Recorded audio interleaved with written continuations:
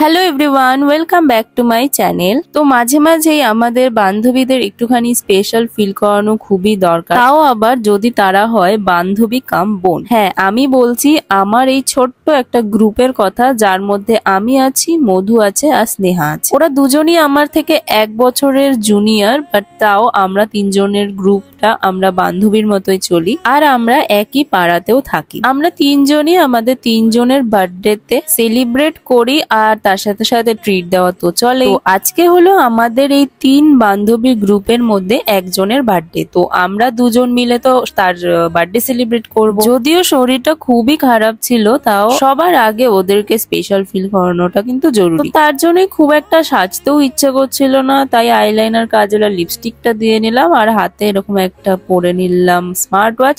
তারপরে চুলটা আছড়ে নেব। আর হ্যাঁ, তার আগে আমি জুডিওর একটা পারফিউমও ইউজ করে নিয়েছিলাম, যেটা কিন্তু মেন সেকশনের।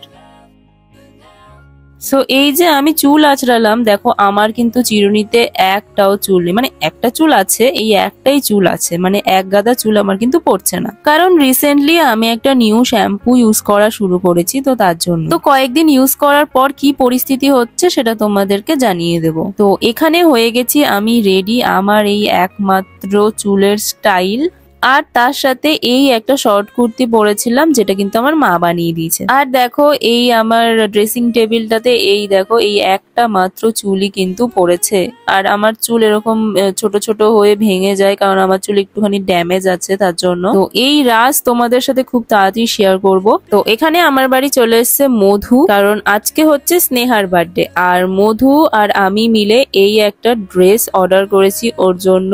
যেহেতু ড্রেসটা আমি অর্ডার করেছি, মানে পছন্দ দুজনেই করেছি, বাট ড্রেসটা অর্ডার করেছি আমি, তো আমার বাড়িতেই এসেছে, তার জন্য মধুকে আগে আগে ডেকেছি যে ও এসে এটাকে দেখুক, যদি ভালো লাগে তাহলেই ওকে দেওয়া হবে। তো ও এসে দেখলো, এই একটা ওয়ান পিস নিয়েছিলাম, তো এটা দুজনেরই বেশ ভালোই লাগলো। আর এই করতে করতেই চলে এসেছিল আমাদের বার্থডে গার্ল। দেখো আজকে কি সুন্দর ভাবে সেজে এসেছে, এক গাদা মেকআপ করে, আর নতুন ড্রেসও পরেছে। আগের দিনই ও বলছিল ও একটা ড্রেস অর্ডার করেছে, বাট ওই ড্রেসটা আসেনি, তো আমরা তার জন্য ভেবেছিলাম যে ও আসার পর আমরা ওকে এই আমাদের দেওয়া ড্রেসটাকে পরাবো, তারপরে ওকে ক্যাফেতে নিয়ে গিয়ে একটা সারপ্রাইজ দেব। কিন্তু আজকেই ওর বার্থডে দিনকেই এই নতুন ড্রেসটা চলে এসেছিল, তাই ও নতুন ড্রেসটাই পরেছে, তার জন্যই আমরা আর ওকে কিছু বললাম না। তারপরে ওকে বলা হলো, দেখ তোর বার্থডে গিফট রাখা আছে। তারপরে মেয়ে তো বার্থডে গিফট দেখে খুব খুশি। মেয়েদের কাছে একটা নতুন ড্রেস হওয়া মানে যে কি খুশির ব্যাপার, সেটা মানে কি আর বলবো, সবাই বোঝে।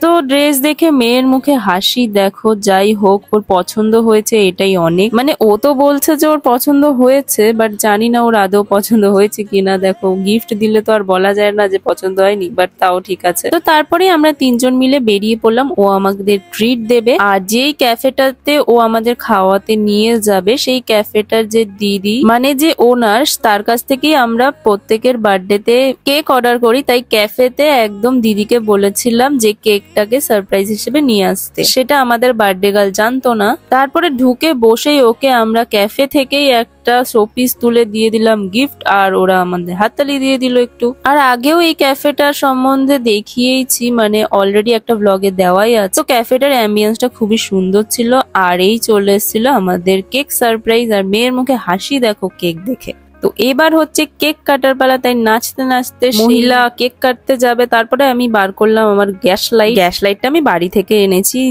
জ্বালানোর জন্য, অন্য কিছু কেউ ভেবো না। আর ওদিকে চলে এসেছিল আমাদের পিৎজা আর মোমো। তারপরে আমরা যেই উইশ করতে যাব, তখন মধুর মনে পড়েছে এটার ফটো তুলেছিস, মানে এদিকে মেয়ে এক কাট লাগিয়ে দিয়েছে কেকে। তারপরে আমরা তুললাম ফটো, মানে ফটো না তুললে তো হবেই না। তারপরে এক গাদা ফটো টটো তুলে তারপরে ওকে আবার কেক কাটতে দেওয়া হলো, কেক কেটে নিল।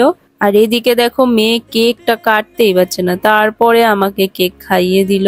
আর যাই বলো, এই দিদিটার কেক যে কি টেস্ট, সেটা তোমরা একমাত্র কিনে তারপরেই বুঝতে পারবে খেয়ে।